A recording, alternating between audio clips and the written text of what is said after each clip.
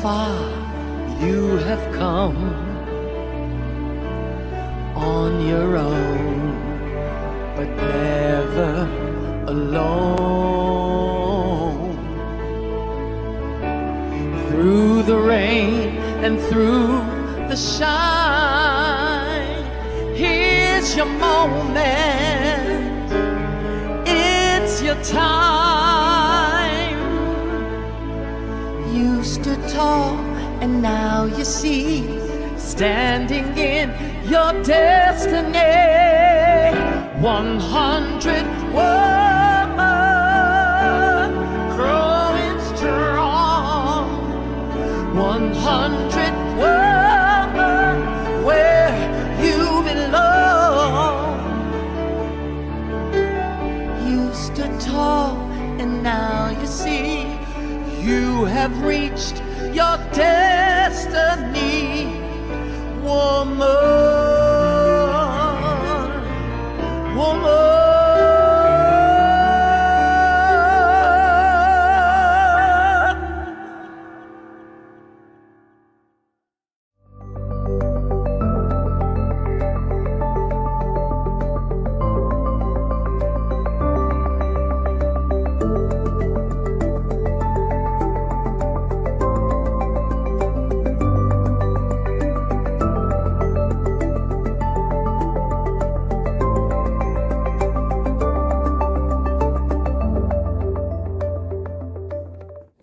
As people of African descent, we offer this land recognition in solidarity with the indigenous peoples of Turtle Island in the efforts and deliberate intentions toward decolonization.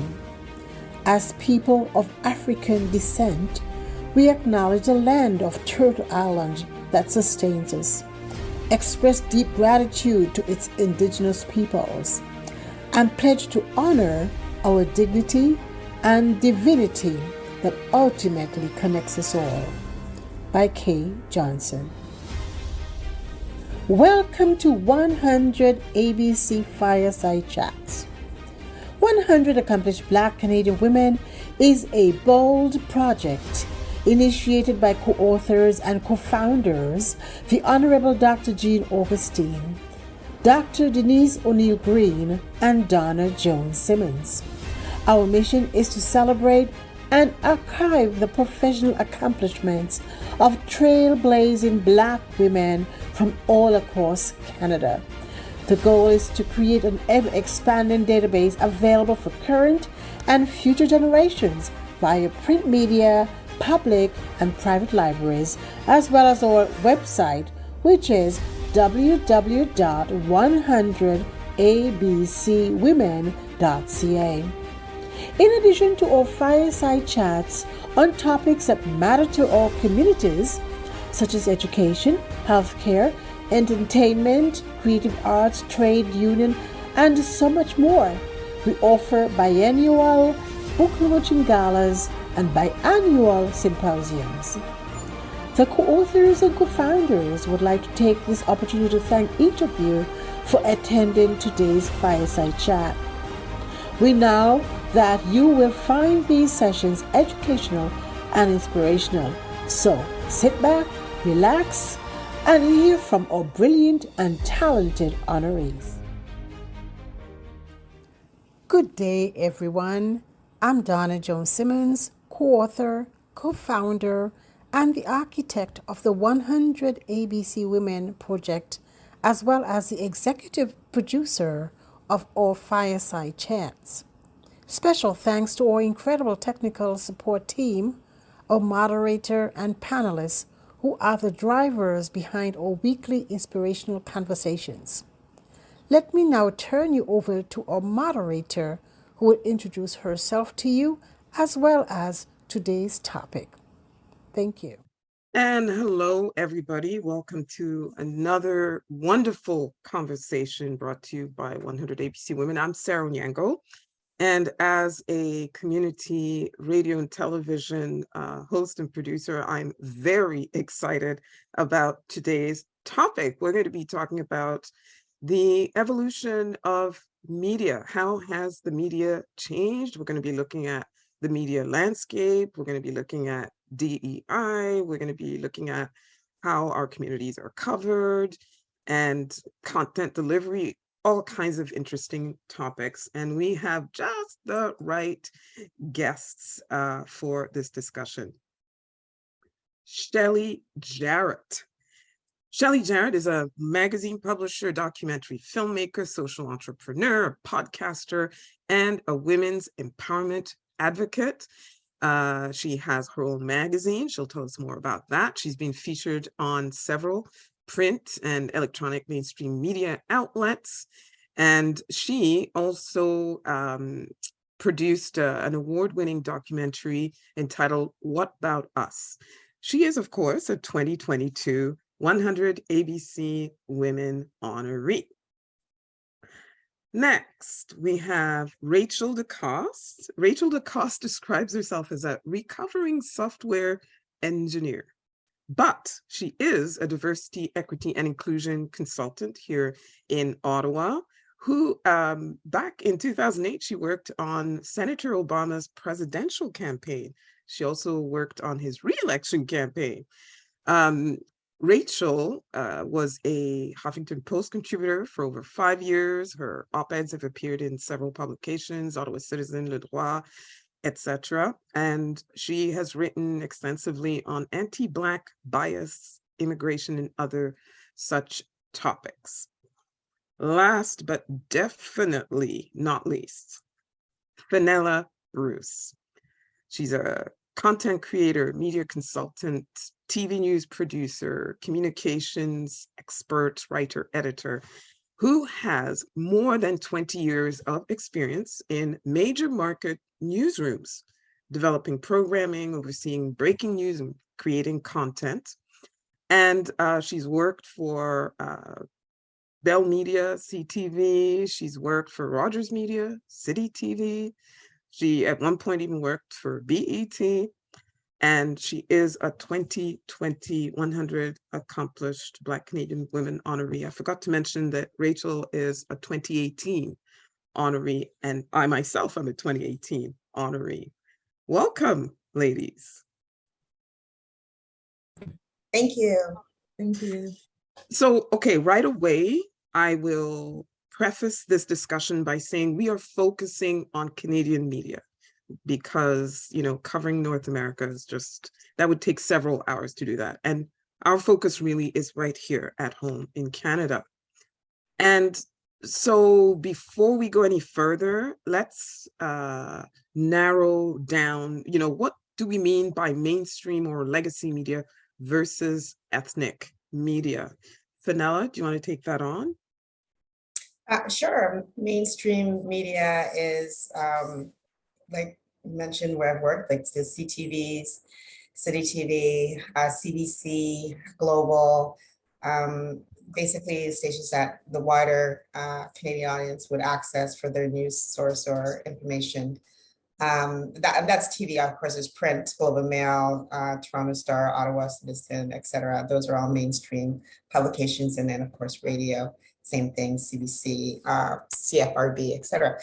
And then ethnic media is specific to your culture, right? So we have a number of publications here in Toronto. I'm going to defer. I am not in Ottawa, so I don't want people to feel I'm leaving out Ottawa, but I'm just going to go with the ones that I know. So like Share Magazine, Share Newspaper, sorry, Caribbean Camera, Toronto Caribbean Newspaper, Flow 93.7, I think it is now, or 5. I don't know, they keep switching. 5. Flow 93.5. So, you know, that speaks directly to the community. Afro Global Television, Caribbean Vibrations, those are all ethnic media outlets. And those are the ones that have survived because, you know, there's Contrast and other papers that existed for a while earlier. So Rachel, you can talk about Ottawa. There are several smaller newspapers that exist to give space to Black voices specifically. Many of them have gone online because I know that there was one by our friend whose name escapes me. Ewart Walters. Hewitt Walters that existed for The 35 Spectrum. years. The Spectrum closed down. Now there's a version that's online, and most of us know of an hour or two on the radio, usually university radio, where the host and the content speaks to us specifically. So that's what I would call ethnic media, and the mainstream usually is really not done by us, not necessarily for us. And unfortunately, often when they do talk about us, we're not the ones that are writing the articles or editing them or deciding what lens that's being used to describe us. I'm thinking specifically of, I believe it was a Globe and Mail that had a cartoon describing the Afrocentric school with a Black man who didn't know how to do math. So that's what I would call, that's a emblematic of how the mainstream often sees Black Canadians. Thanks for that. Shelley, you're in the magazine publishing space. Right. So, yeah, so I would say our magazine, SMJ magazine, falls under the ethnic spectrum. But for me, I think our magazine is primarily diverse magazine. So we cover all stories. And me being the publisher and founder of the magazine, I focus a lot on our Black or marginalized and racialized communities. Of course, I always give women in, especially in the community that are doing extraordinary work, give them a feature in the magazine to showcase their work. And yeah, so we cover arts and entertainment, beauty and fashion, health and wellness, faith and community. And like I said, there's always that business section. And so, yeah, I've started the magazine like 10 years ago. And we managed to survive because we use our magazine, like I said, as a marketing tool to get into different spaces that we may not have been able to get into. And also the other thing, we publish 4 times a year. So that gives us space within the time to do magazines for different companies. It may be a fashion show, it may be a trade show, or we could be found anywhere. It could be a concert. And so that's how we've been able to survive. Yeah, over the past decade, I think it's been very challenging for, like I said, advertising, because things are constantly changing. So we've had to invest in an app. So we do have an app, SMJ Magazine app. We've had that for the last 5 years, I think.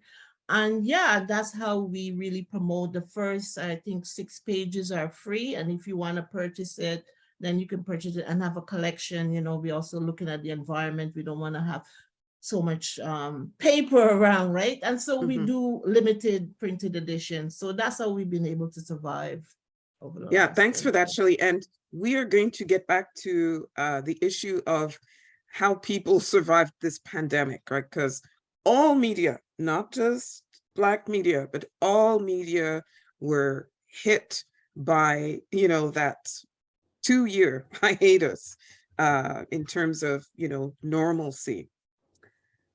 So let's spend a little bit of time talking about how the media landscape has changed, especially in the last 20 years. There's been like literally a revolution in terms of what it even looks like, how content is delivered, etc.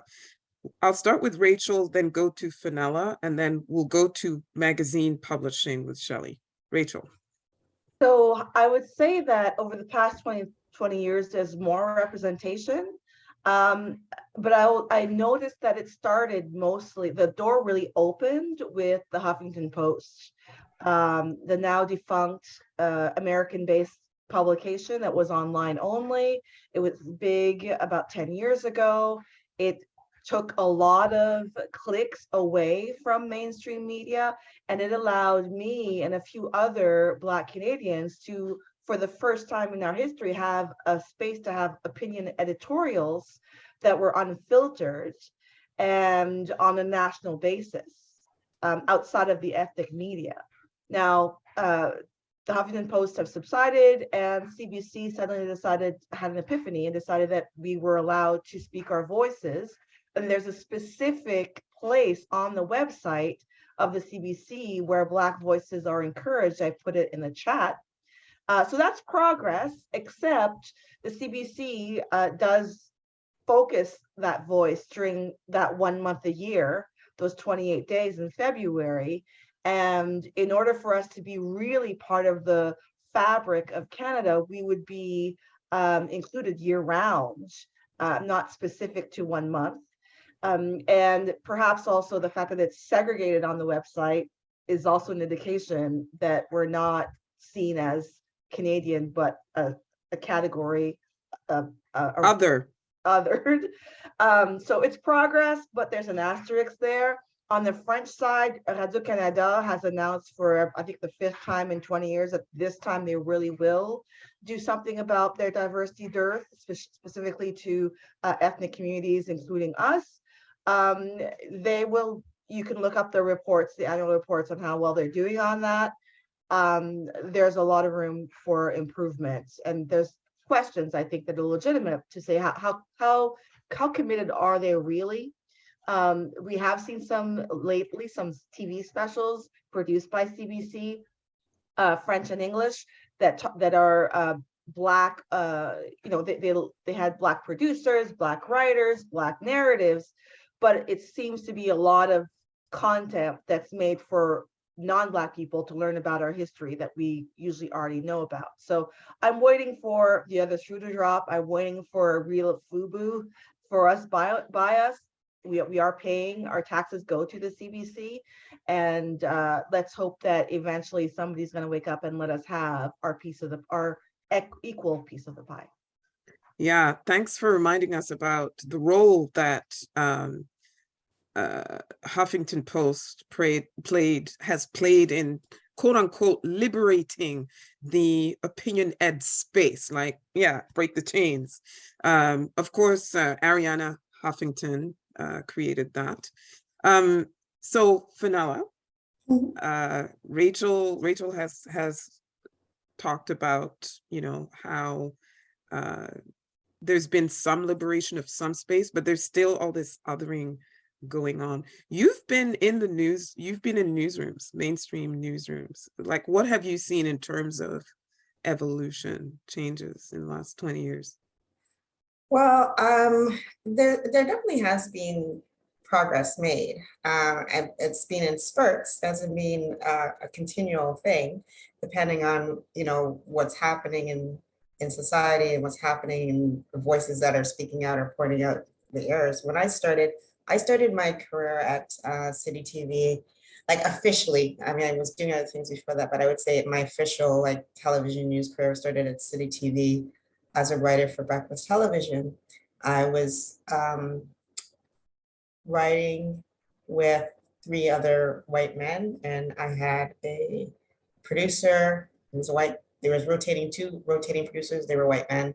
So that was my experience as a young, freshly out of journalism school, intimidated to the max Black woman, being put in a major market newsroom, writing for the #1 morning show for a white man, Kevin Frankish, surrounded by white men in the morning. So it was like a trial by fire almost, right? And it was an experience that, definitely made me a better person in terms of dealing with a lot of isms that we all go through in life.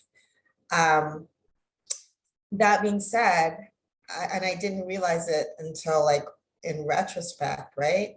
I eventually became a producer, writer, senior writer, producer at City. That's where I became a producer first.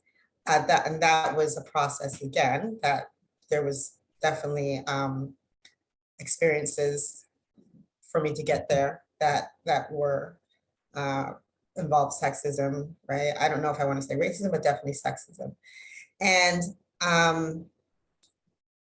I didn't realize it until later that like I was basically the first Black woman producer at that station. And now that station, for those people who are outside of Toronto, has always been looked at as this, multicultural station that has, voices for everybody, everybody's welcome. And I'm not taking that away, but I would say that that was called window dressing.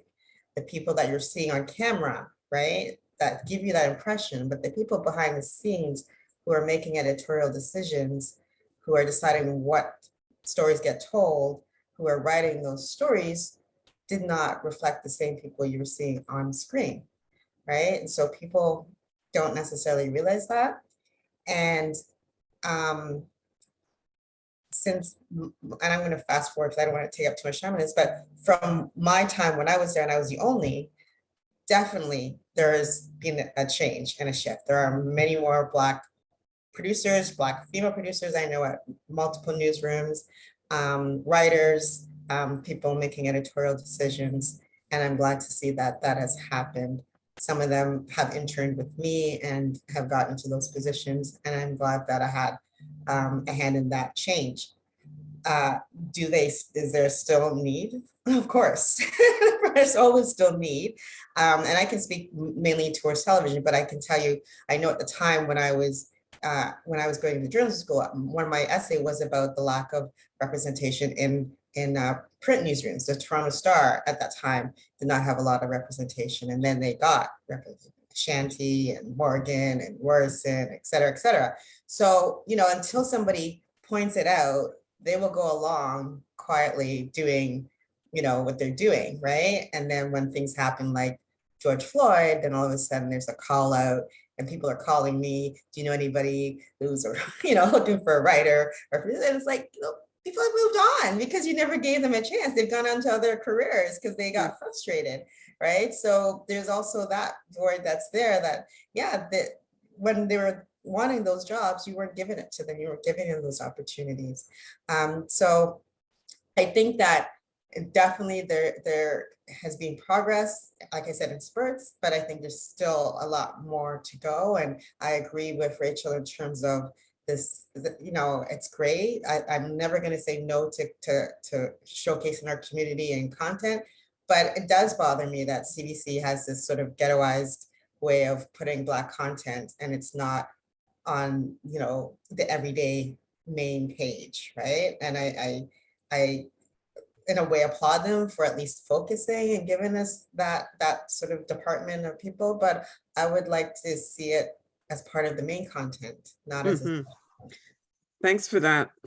Very thorough sort of overview.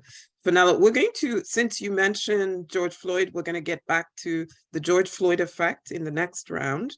And then in the later round, we're going to talk about J School, the impact of any changes in journalism school and, mentorship and that sort of thing. Shelley, same question to you. What have you seen in terms of the evolution in magazine publishing, which is your area? Right. Yeah. So I see ourselves as I would say for now, a community magazine, but it's always been my goal to get more into the mainstream, and that has been a challenge. And I don't know if it's because we cover, community events, but we've been able to survive because of our special editions, like I said, that we do, and collaborate. There's been a lot of collaborations and partnerships, otherwise we would not be able to survive. And another way we survive, we do have a small staff, and luckily we've had the same people with us, and we always make sure our staff get paid, even though we don't, myself and my husband, we don't get paid, but we make sure our staff is paid, so they're loyal, and that is how really we've kept the magazine going.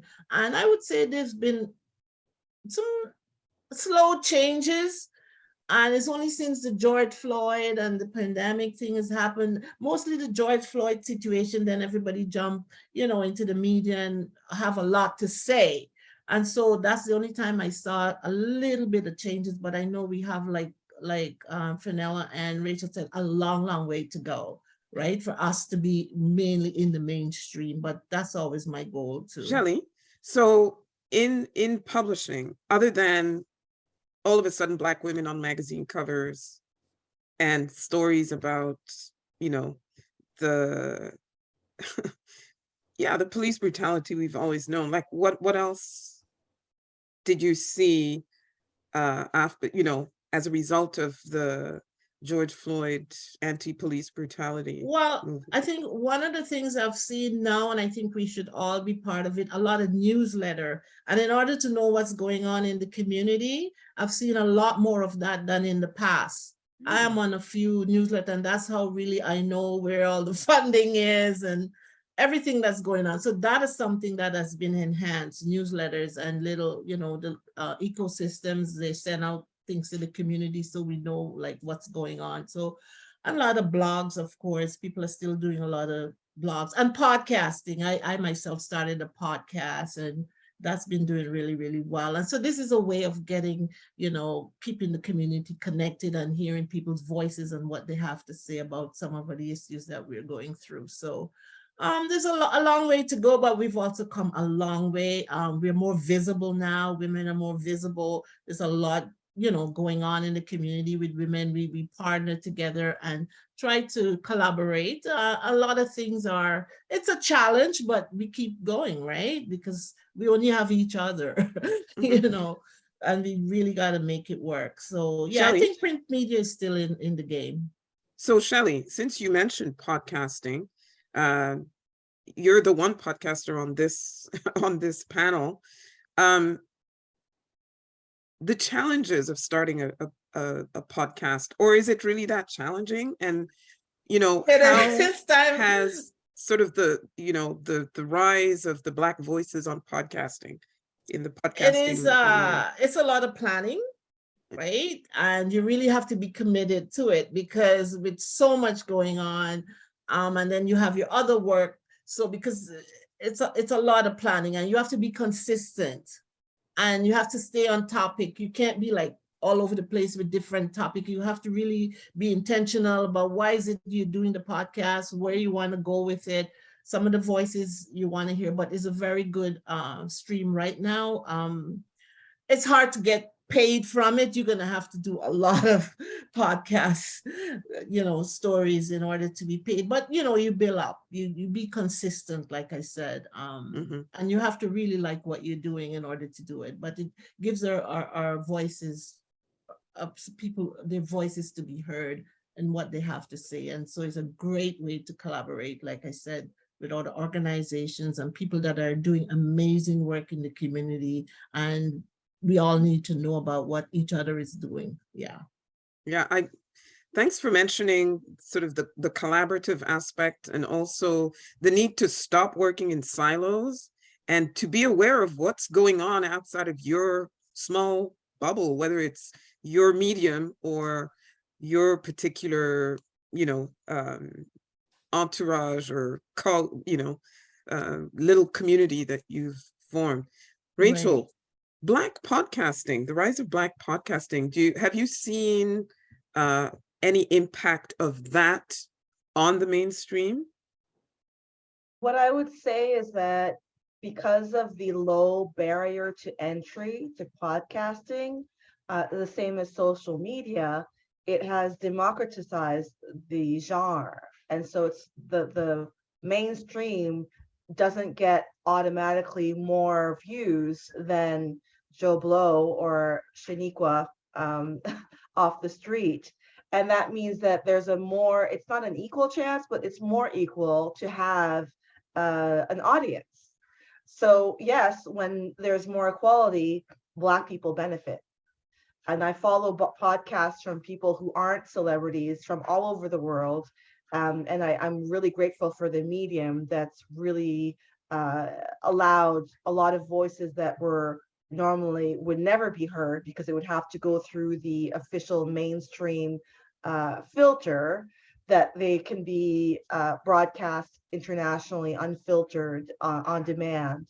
Now, it is also not lucrative, as Shelley mentioned, for most podcasters, but it is fulfilling to have, for sometimes for the first time, a forum where we can speak our minds and share without having to go through the white gaze or anything else that could dilute the message. Thanks for that. The fact that it's an unfiltered medium or tool that we can use as Black people to share our stories, our successes, our challenges, et cetera, et cetera. And I've also noticed that the impact of the rise of these podcasts is that now you get mainstream media more and more, CBC included, Radio Canada included. Now all of a sudden, everybody, they dog and they mama has a podcast, that goes with different shows produced by legacy media. What have you seen, Fenella, in terms of podcasting and its impact? Well, I mean, I would tend to agree to, and I would actually add to podcasting and is social media in general, that it definitely has given people a platform to get their messaging and their voices out. And the mainstream that have now started podcasts, I mean, it's the same thing again with social media. They're late to the game. They always have been because they dismiss these other platforms and they don't think they're going to have an impact. And so it is actually kind of humorous to watch when I was in the newsroom and it's like all of a sudden, yeah, maybe we should pay attention to Twitter because that's where people are getting their information, and maybe we should have a Twitter account. And it's like you're like 10 years too late, like seriously. So I would say, and I know we're not talking too much about the US, but the US media outlets were aware of the impact of social media and were like building on that way before Canadian outlets were. And they're still Canadian, and you can see it is reflected. They're still trying to play catch up. But I mean, podcasts, I'm not too in that space, to be quite honest. I think that it is a very saturated space. It is very hard to get an audience because there is so much choice and for people to listen to that. So if you already have a dedicated audience for what you're doing, I think it definitely works as another vehicle to get your messaging out. But I think it's very hard to just start a podcast in a silo and think that you're going to be the next, what's the guy, Joe Rogan or whoever, like that. That's a very hard. Oh, you had to mention him. Oh gosh. Well, I it's because of my son. Yeah, I only know his name because, as I'm saying, in terms of millions of people listening, right? That's a very hard feat. But people will look at that and think, oh, that it's that simple, like Shelley says, to start a podcast. But there's a lot that goes into building that audience, being consistent with your message and your voice and getting people to return over and over again. It is a lot of work. So I think it's great. It's another tool in a toolbox of media and getting the message out and not relying on mainstream. And if you can do it, I say go for it, but recognize that it's also, you also have to really work on building that audience. I'm going to close this podcasting segment or focus by sending a shout out to Nicole Waldron, the Victory Speaks podcast, which one of the podcasts that saved my sanity during the pandemic, and Dr. Vibe, Ed Goff Jr. with the Dr. Vibe show. So since Shelley did mention it, let's talk about the George Floyd effect. And actually, Rachel, because when the movement was unleashed in 2020, all of a sudden, mainstream institutions and not just media, all of a sudden, you started hearing diversity, equity, and inclusion everywhere, like it became the buzzword. Let's talk about the impact of that in not just media, but telling the stories of Black people and their lives and their experiences. So it's funny you mentioned that. This year's Black History Month slogan, as determined by the federal government that tells us how we celebrate ourselves, the theme was our stories to tell. And I think that was a hat tip to the idea that nothing about us without us, that we should be telling our own stories, perhaps because sometimes when we don't tell our own stories, there's some white splitting happening too often. And so after George Floyd, I think that became less of a controversial statement within the workplace in a lot of media spaces. But where sometimes it wasn't really followed through is in action. There's several examples that right before and right after George Floyd. One of them, I remember when we all found out that the Prime Minister had painted his face in blackface, and there was a media frenzy. And there's a whole gallery, press gallery, that follows the prime minister during an election, and none of them are Black. And they didn't know what questions to ask. And nobody asked the question, now that you realize it's wrong, what was your thought process to get from this is cool to this is racist? And let us all in on this teachable moment. If a Black reporter was there, we would have had the right questions.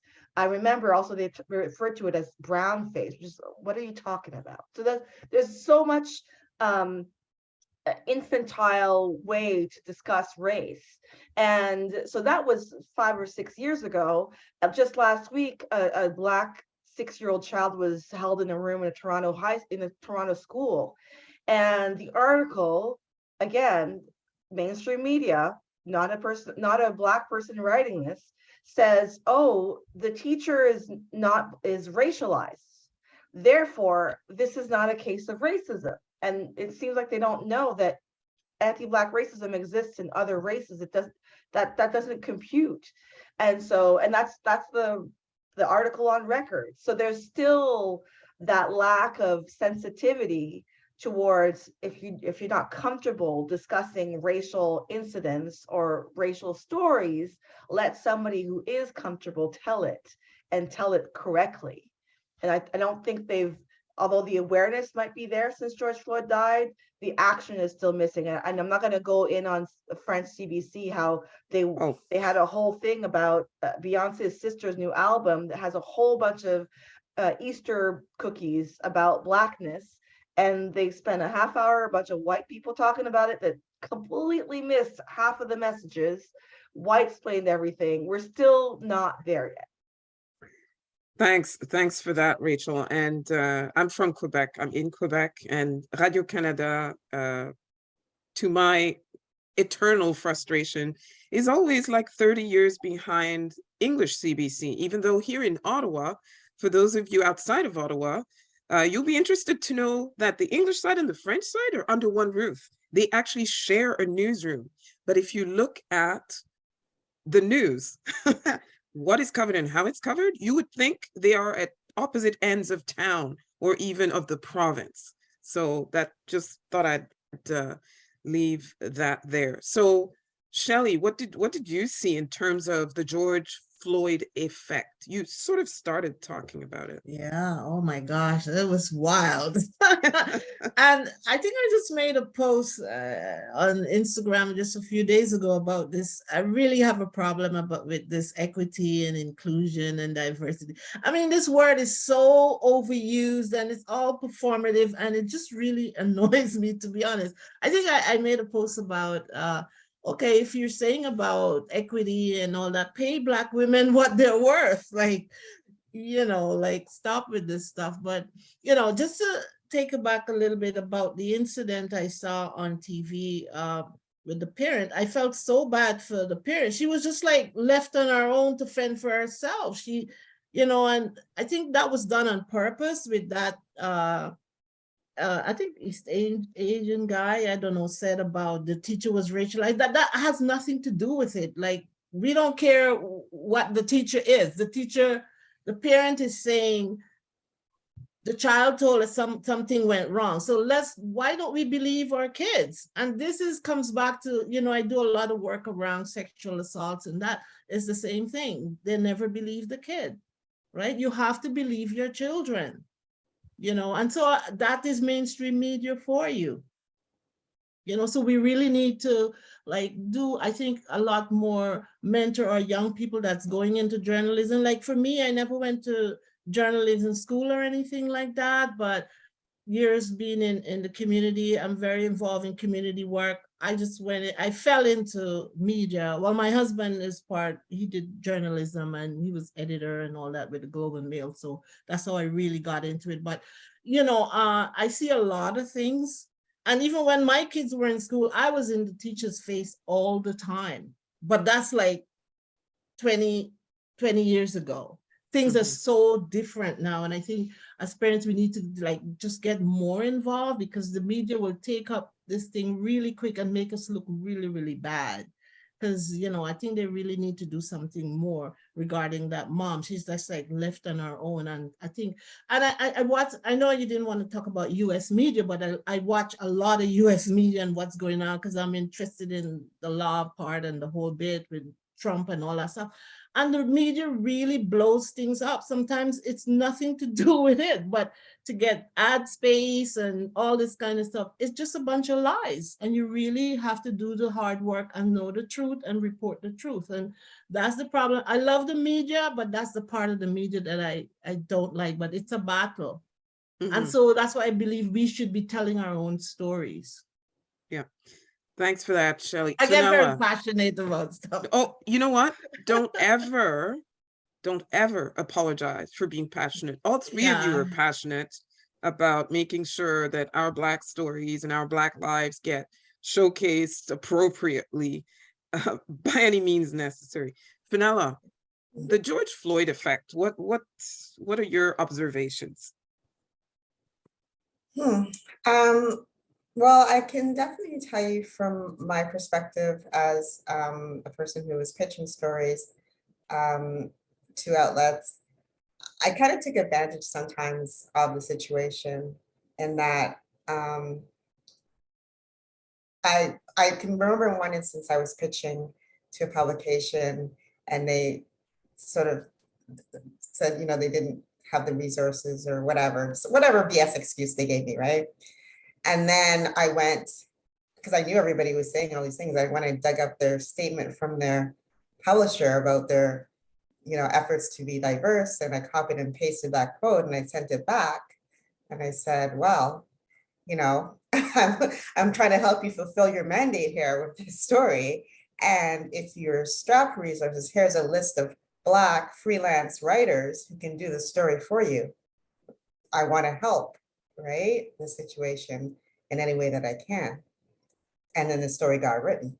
So you have to, you know, hold people accountable, definitely when they are pulling up their DEI policies and whatnot. And so and I don't know that I would do it now, but because it was so fresh, I just was kind of annoyed with like what Shelley was saying, everybody's throwing this stuff up and it's lip service, right? So if you're gonna say it, if you're gonna be about it, right, then be about it. And so I did find that there was definitely a push for more Black stories, Black experts, that sort of stuff.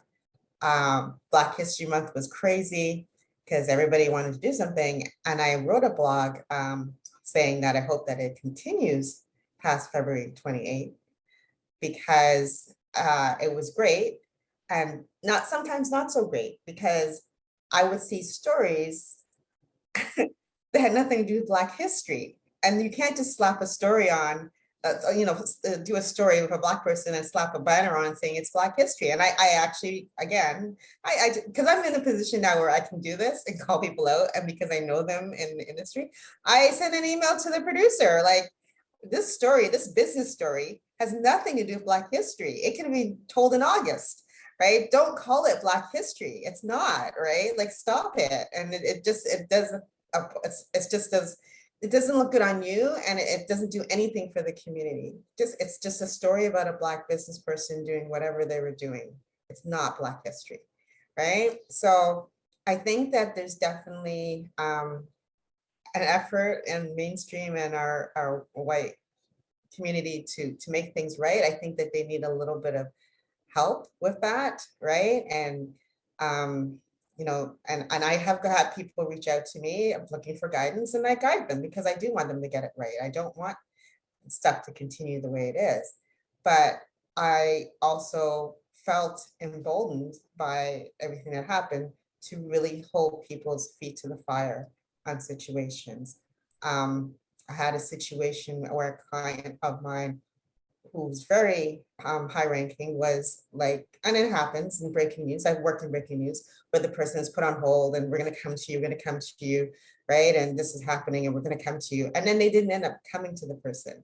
And they just said, sorry, we ran out of time, and that was it.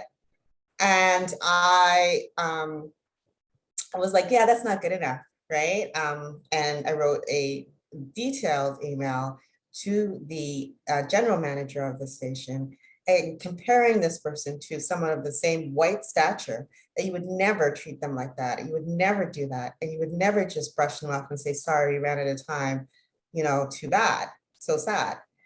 And I know that led to a meeting with their producers, a walkthrough of why this was not acceptable. I got a phone call from the producer apologizing, et cetera, et cetera. So, I think that the days of letting these things go, right? Well, for me anyways, has changed. And I think that you have to do that. And it doesn't have to be in an angry way or, a hostile way. It has to be in a, like, just look at this. Let me show you the comparison and you see what I'm talking about. And let's not have that happen again. Mhm. Thanks for that, Fenella. The advocacy piece, which we're going to end with equipping ourselves as Black people in the advocacy piece as well. But I also have a very quick anecdote about CBC English, CBC Radio. Back in the early 2000s, the coverage was just dismal here in the Ottawa-Gatineau area. Black people were just gangsters or victims of crime or welfare cheats or ungrateful immigrants. And that's it. Like, basically, it stopped there.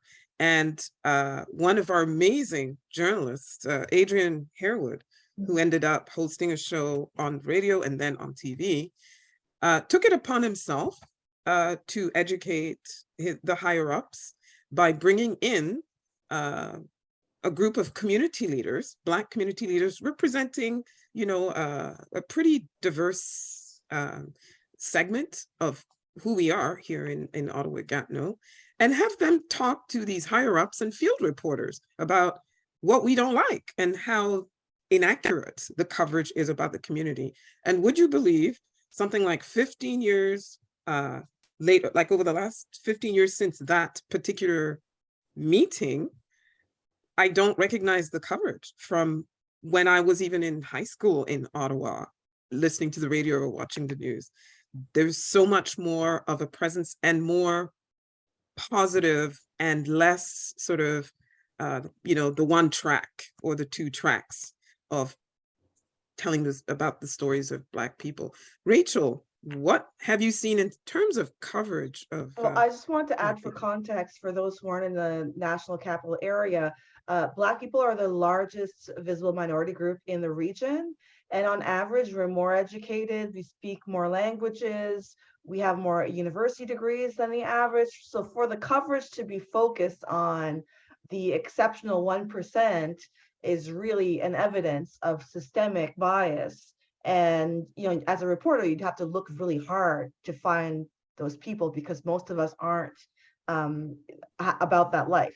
So that I think it's important, as Sarah was saying, to recognize that there's been progress and there's still more to go. So your question was, I'm sorry. No, my question was, what have you seen in terms of the coverage, especially since the George Floyd movement started? So as somebody who's often solicited by CBC to be a pundit whenever there's any racial issue in French or English, often the Toronto, for some reason, station has me on the Rolodex, which is great. And I've noticed that I'm called even more often. And I've noticed that I've been called for issues that are not directly related to some noose being found in a construction site. Sometimes I'm solicited just to talk about the politics of Black hair, about the way I dress with my heritage and other Afrocentric issues that are not directly related to some scandal. So there has been progress on that. Even the fact that they had a whole segment on the politics of Black hair, I thought was a huge plus for the French side that hasn't always been friendly to us. And I'd also like to point out that I think one of the reasons is that in Toronto, the French CBC hired a Black woman to be co-host of the Drive Home or the morning show, or both, I can't remember. And the same has happened. I believe there was one in Regina or Saskatchewan, that Omaira area. Isa. Yes, she left, but she was there for 3 years. And there's also a couple of them who are white hosts, but are either married to a Black person or have adopted Black children, or are very attuned to our community. And a perfect example is 2 weeks ago, a retired man from Quebec, white man, who is an expert in undersea exploration, retired and started helping West Africans, people in the West Africa, to do that exploration, to find hidden slave ships that have been hidden for two. And so the original conversation was about exploring up north. There's a lake that we're exploring, but they actually made time in this segment to say, and this is an Afrocentric angle to the story that might also interest some of our viewers who aren't particularly excited about the expedition up north. So I thought, clearly somebody is at the decisional table who has a deep awareness of the stories that might resonate with our community. So hats off. There's still room to grow, but I've seen progress. Mm-hmm. And I've also noticed that the quote unquote experts don't just talk about racial issues. The Black experts. You're nodding your head, Fenella. I have a whole page on my website called Find an Expert, and they are Black experts who don't speak about crime, race, or crime. race, and they speak about real estate, business. I have 3 psychotherapists on there. So they run the gamut. So yeah, we can talk about other things than trauma or crime or entertainment, right? And that's part of what I try to let media outlets know. And when I was working there as well, I have become that person that a lot of media outlets call when they're looking for someone to talk on a topic that is not sorry, we're looking for someone who's not white to talk on a topic that is just a general topic, because they are trying to make that effort to find those people, which is good. And if they're not on my page, then I try to see if I can find that person, because I want to see that representation. I think it's important. And I think it's important to show that we can talk about anything. We have people who are experts in, I'm going to go out on a limb and say everything, on anything that you want to find. You can find a Black person who can talk about it. Black people know some things. Yes. They know some things. Yes. Shelley, you showcase Black women, especially the role of a program like 100 ABC Women in helping move that needle in terms of how Black people are represented. How do you see it? No, I think that's very good, and I was truly, truly honored to be, to be selected as an honoree for that. But I think it's really good because it showcases, like we were just talking about, women in all professions. Like, it amazes me. I go through the book at least once a week, and these are women that I would like to work with, to collaborate with, to feature in the magazine. There's also another program, I think 100 Black Women to Watch. I think that I was also nominated for that. And we've been the official magazine published for that program. And so, yeah, it's a great way to showcase the amazing work, but also men as well are doing amazing work in the community. And yeah, I think we need to continue with this program here, and even with this fireside chat. I mean, there's different topics every week. I try to catch it as many times as I can. And yeah, we're getting there, but we've got there's still more to work to go, be but we're done. still getting there. We need to encourage our young people. Yes. I mean, to do not give up, and there's hope. Yeah. So and I'm going to start with Fenella for this one, because now that we've talked about what the mainstream is doing wrong and what we're not seeing, et cetera, et cetera. So what can we do as Black people other than what you already mentioned. So if you're a Black media professional, you're a publicist, or you're a producer, or you're a contact for a media organization, but outside of that, like, what can we do to make sure that coverage about us and our communities is fair, at least, if not a little more positive? Fenella. Oh, that's a hard question, Sarah. I mean, what can the average person do? I don't know that they can do much. How can they advocate? I mean, I could tell you they can, write to the editor or submit their comments. Is it going to have much of an effect? Probably not. There are a lot of things at play when a story is being decided on or is being put out there. There's whatever's happening in the news cycle, right? So maybe somebody will see, I've heard this before, somebody will see a story on and I'm like, oh, why are they covering this story or whatever? It's so trivial or whatnot. And it's probably because it was a slow news day, right? But if there's a lot of things happening, it wouldn't have gotten the coverage that it got, right? And I have been part of this in the last, I would say, 10 to 15 years, there's been a lot of cuts.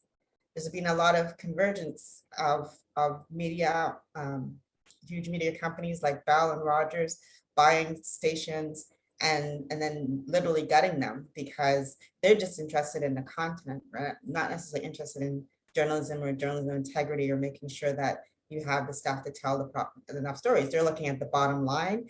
They're looking at being answerable to their shareholders. And so when the newsroom is like on a weekend, the newsroom is bare bones, right? There's barely any people in there. And if you sit there and you watch any of the newscasts, you're seeing the same. If you're watching CB24, you're seeing the same stuff for most of the morning. I worked at CTV News Channel in the morning. It was myself. On the weekend, it was myself. And I was working, the producer's shift on the weekend was a 10-hour shift. That's how they did, because nobody wanted to work like the 8 hours, right? So it was an overlap. And it was a producer, and then you had a writer that came in, I thought starting at 6 or whatever, and then it was staggered throughout the day. So maybe you had 2 writers if you're lucky, or 3 writers, right? To write for a national broadcaster. Does that sound right? Right. So, that's what you're dealing with, right? So for me to be like in Toronto, I'm like, why aren't you doing my story, right? When the newsroom is like, being held together by a thread, right? It's because the resources aren't there. Now, the other factor or the other thing that you have to think about, and this is where my business is kind of built on, is that a lot of people don't know how to present their stories, pitch their stories, and also to make sure that they have everything that's needed to tell their stories, which is very important, right? Particularly for television, but also for print. A lot of print people, I would say back in the day, right? They would have a photographer that come out and shoot your photo and all that kind of stuff. And they had staff do that. Now, they're asking you to submit a photo, right? And you have to submit a photo of good quality or it's not going to get used, right? So all of those things you have to sort of keep in mind. For television, what they have is like B-roll. So you have to think it's a visual medium. What do I have to give them to show my story? Because if you don't have anything, video or photos, they cannot tell your story. It's just not going to work for television. These are the things you have to think about when you're like, why aren't they covering me? Why aren't they giving me a story? When you're doing an event and you say your event starts at 4 o'clock, start your event at 4 o'clock. Just a thing, right? Because again, it comes back to them being strapped. If they're going to actually say, okay, you know what, we're going to send a camera, and they get there and you're still setting up, right? Because they're like, well, let's see if we can set a camera to 2 events and get two things out of this camera person, and you're still setting up. So now you're putting that other event possibly in jeopardy of getting coverage if they decide to stick around and wait for you to get your act together, or wait for your attendees to sort of stroll in and get set up, or wait for your main person or main thing to get going because your schedule is late.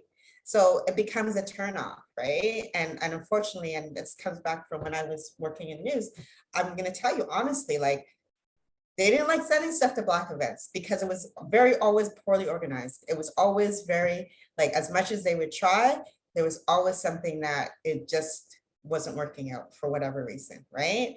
And so I try to advise people as much as possible. When I was working in news and I was pitching a story, I was giving them a stern talking to before I'm like, I'm gonna put, I'm gonna put my rep on the line here and push for this. Like, make sure that you have everything together and you start on time and you have people ready to talk, all those sort of things, because that's how you get continued coverage.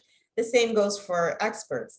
When you're asked to be somewhere on time, that you're there, or you make yourself available, because, and Rachel will tell you, you don't get called back again and again if you're like, oh, I'm busy right now, can we do it at this time instead? No, that's not where we need you, right? So like you have to understand, if that's your goal, to be a media expert, then yeah, you're gonna have to make some accommodations to be available when they need you to be available. If it's not your goal, then it doesn't matter, right? But if that's your goal, then yeah, you've got to make yourself accessible when need be, right? Because they're not going to wait for you. They'll go on to the next person who's hungry for it, who wants to do it, right? Yeah. Also, bring your own makeup, have your own makeup. As a Black person, they don't often have our makeup. I have to buy my own, bring my own, have it ready to go. Yeah. Mm-hmm. And make sure you're media ready, make sure that you're presentable, that you're, looking proper, all of these things, professional, all of those things are important things that that will get you to be continued to be called back, right? And continues to get covered. And so it might sound simple. To me, it sounds simple and common sense, but I can tell you from experience and from watching, and even today, I'm frustrated sometimes with some of my clients where it's like, I give them the whole spiel, I have it in my signed agreement, this is what's needed, XXY and whatever, and still we come up to, okay, I booked you for this segment, they need this, oh, I don't have it. Okay, what can, come on. You're not serious then, right? Yeah. You're not serious. And so that kind of, in a way, bothers me when people kind of were like, oh, it's just negative stories or they don't cover us or whatever. We have to also take a little bit of responsibility as well, right? Yeah. In terms of what we're providing. Thanks for that, Fenella, because myself, as someone who's constantly bombarded with requests to come on our radio shows at CHU 89.1 FM, I have to do the same thing you do, where, well, look, if you're calling in at this time, are you going to be available? And because it's community media, there's the lack of respect. People just assume, well, it's just so and so. And no, in community media, we behave like professional media. If you don't call on time, we've moved on to the next. We only have an hour, bye, that sort of thing. So yeah, one question that I want to ask, I don't want us to run out of time, is about Black media personnel. I know Shelley talked about her own outfit as an owner of a publication, etc. But Rachel, have you observed any difference in the way Black media personnel are treated in this era of the post-George Floyd? So I feel like in the mainstream media, there's more representation, meaning there are more Black faces.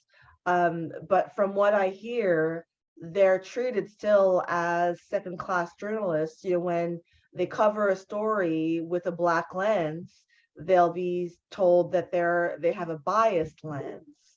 Whereas we don't say that to women covering women's issues, that of course you're gonna have a women's lens. So that's an issue that I hear often. And I also hear that they don't feel like they're able to speak out, whether they're working on contract, which is normal in the industry. They don't feel like they can, if there's a difference of opinion, they feel like they have to go along to get along. And that usually means diminishing the truth of the story to make it more palatable to white audience or white bosses. So there's still a FUBU issue in the mainstream media, so that we still need ethnic media to have unfiltered voices, unfortunately. And do any of you think that the recent wave of retirements of old white men, sorry, Peter, sorry, Pierre, sorry, all of the ones that have retired suddenly in the last 10 years, just in the last 10 years, that has led to more openness now to bringing in, Black faces and Black voices. No? Oh, I okay. feel like Peter Mansbridge was replaced by, was it 3 or 4 people, of Yeah. which 2 were people of color, Adrian but Arsenault. No Go ahead. Black faces. Yeah, you're none were right. Black. We're Yeah. not that the tide did not lift all the boats, because we're still excluded from that lens. I think So more Black- diversity, but not for us. I think the only Black replacement would have been Nathan Downer for Yeah. Ken Shaw. That happened. But I'm trying to think of, I can think of any other situations and I can't. On I the French can't side, either. 0. I can guarantee you that. On the French 0. side, they often have a Black person for the weekend shift that nobody wants, or the summer time when they have different programming on the radio. All of a sudden, there's a lot of Black people there for those 3 months, and then September rolls around and they all go back to the back of the bus. Shelley, I saw you nodding your head. Yeah, we need to see more. But I think what we'll have to do, Sarah, start recruiting our younger people. See, maybe they'll make it. They're more outspoken. They have a lot to say, and yeah, got to keep mentoring them, keep pushing. So finally, what would your advice be? Actually, you just mentioned young people. What would your advice be to a young Black person considering media as a career? I know myself, I've had a really hard time trying to convince the parents of said young people to let them at least explore a career in media. My own parents did not want to hear anything about media because that's just not what you did back then. So what would your advice be, and how could they avail themselves of an organization like CABJ, the Canadian Association of Black Journalists, which had a revival, partly due to the whole George Floyd movement? Who wants to start? Shelley?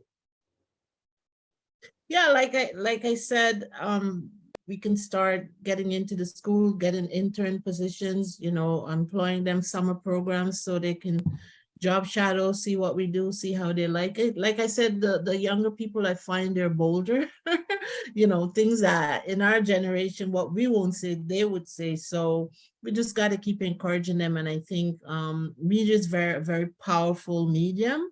And we need to get our voices out and our stories out. That's the only way. Nobody's going to do it for us. We sort of have to do it ourselves.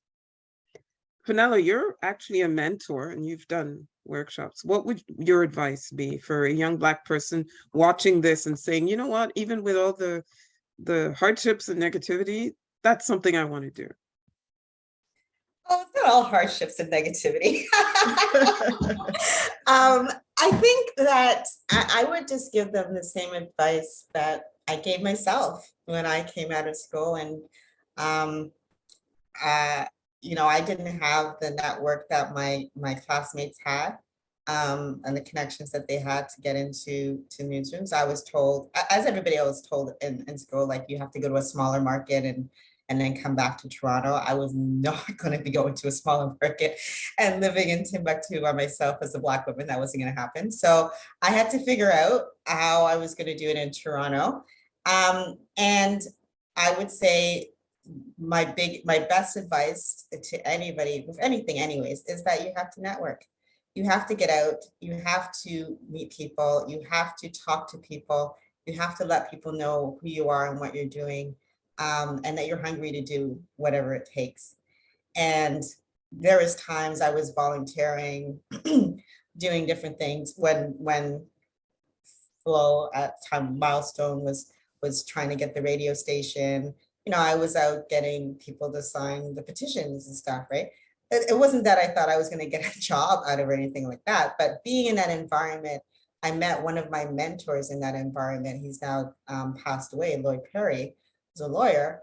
That people see you and they see that you're there, you're doing stuff for free, and you're working hard at it, and you're trying to get somewhere, and they want to help you. It's just that they're drawn to that kind of energy, right? So I would say, um, say yes to everything. Keep your mind open. Get out there and meet people. Volunteer, intern at community organizations. They are one of the best ways to learn because they need the help, and so they aren't quick to say, like, if you mess up, get out. Like they're more understanding than if you had a job, right? Because I don't mean you should go in there and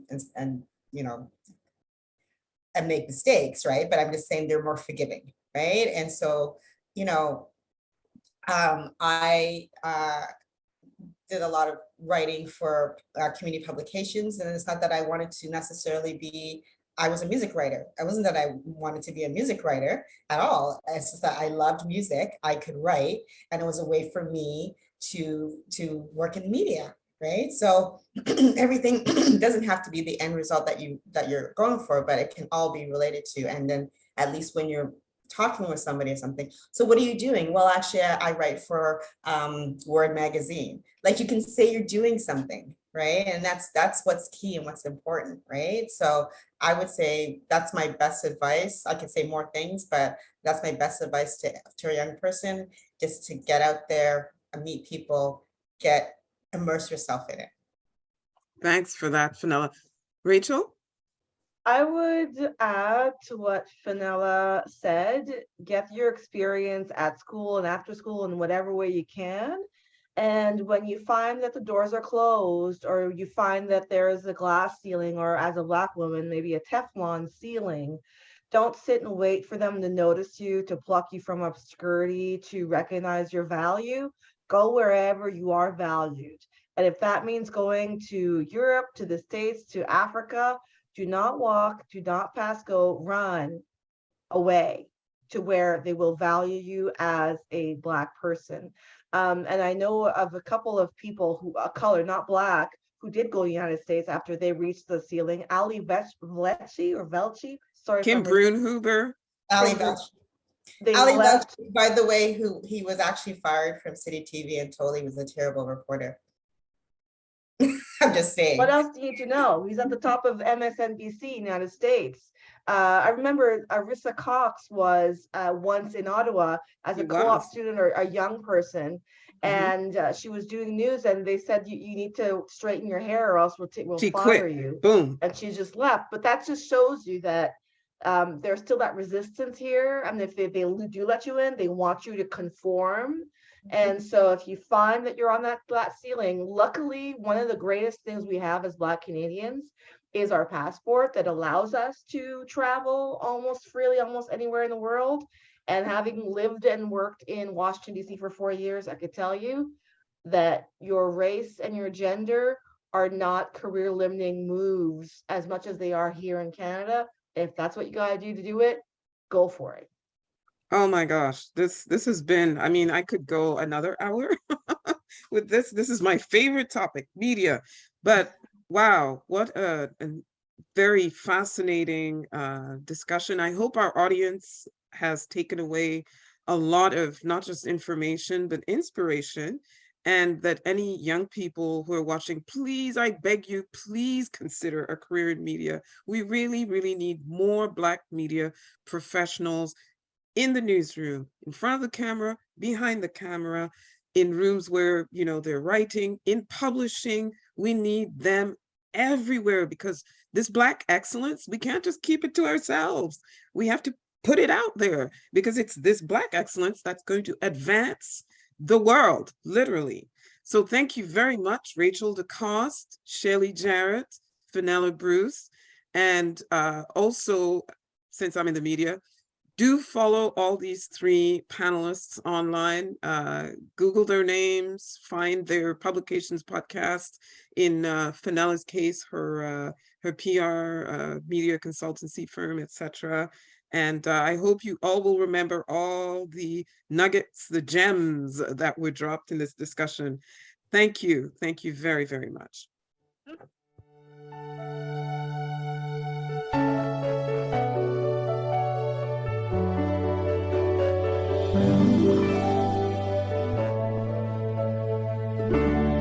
Look how far you have come on your own, but never alone. Through the rain and through the shine,